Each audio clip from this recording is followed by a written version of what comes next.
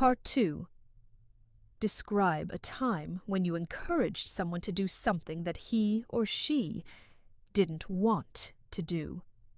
One experience that immediately comes to mind happened a few months before I took part in an English public speaking competition. At that time, one of my classmates was thinking about joining the competition as well, but she almost gave up before even registering. She chickened out and said she didn't want to do it anymore. She kept saying that her English wasn't good enough, and that there were many students who were much more talented than she was.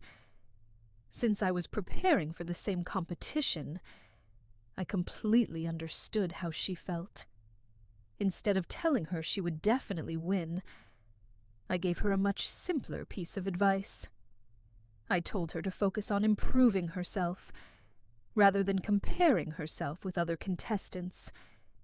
I also reminded her that even if she didn't win, the experience itself would help her become a more confident speaker. To encourage her even more, I shared my own fears. I admitted that I was also terrified of speaking in front of a large audience, but I had decided to step out of my comfort zone because opportunities like this didn't come around very often. Fortunately, she listened to my advice and decided to sign up. During the following months, we practiced together almost every day, exchanged feedback, and motivated each other whenever one of us felt discouraged. In the end, both of us performed much better than we had expected, and our team even won first prize. Looking back, I'm really glad I encouraged her to participate, because I realized that sometimes people don't need perfect advice. They simply need someone who believes in them before they learn to believe in themselves. Describe a time when you got up early.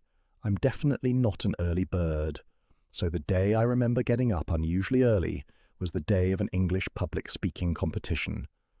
The competition was held in another part of the city, and our teacher wanted the whole team to arrive well before the official starting time. As a result, I had to set my alarm for 5 o'clock in the morning, which was much earlier than usual. To be honest, I hardly slept the night before because I was so nervous. I kept thinking about my speech and worrying that I might forget everything once I stood on the stage. After getting up, I quickly got dressed, checked my presentation one last time, and met my teammates outside the school. We arrived at the venue nearly an hour early, which gave us enough time to calm down, test our equipment, and familiarize ourselves with the stage. Looking back, arriving early turned out to be a really wise decision because our laptops suddenly stopped working just before the competition. Thankfully, since we still had some spare time, we managed to borrow another laptop and solve the problem before my presentation started. Although waking up at 5 o'clock wasn't enjoyable at all, I think it made a huge difference that day. If we had arrived just a few minutes before the competition, things could have ended very differently. Describe a thing you did to learn another language. You should say what language you learned, what you did, how it helped you learn the language, and how you felt about it. I've been learning English for many years, but if I had to choose one thing that made the biggest difference, it would be signing up for many English public speaking competitions.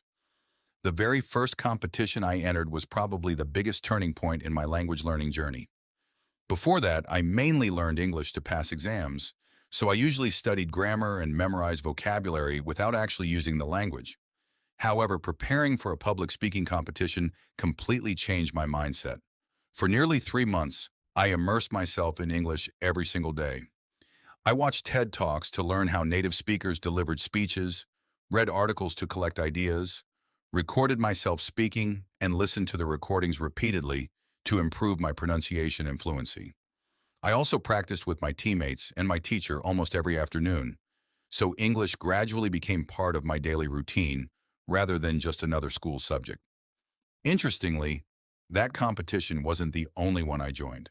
After that, I continued taking part in the several English contests because I realized something important.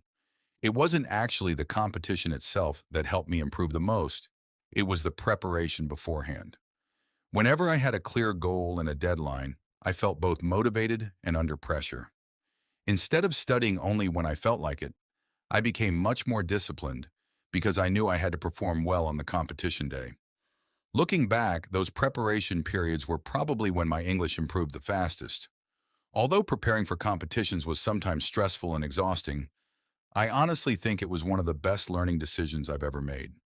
It not only improved my English, but also taught me that having a meaningful goal is often the strongest motivation for learning a language.